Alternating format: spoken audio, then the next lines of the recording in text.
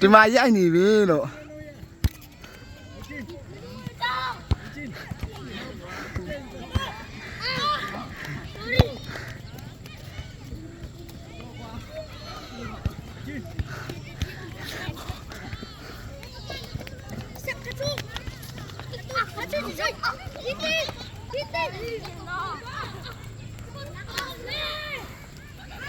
မောင်ပူနဲ့ပြည်သားဖြစ်ပါတယ်ခုချိန်မှာတော့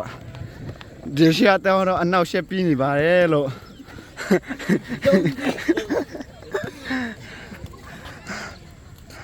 ချနေတယ်ဒီနေ့ချနေတယ်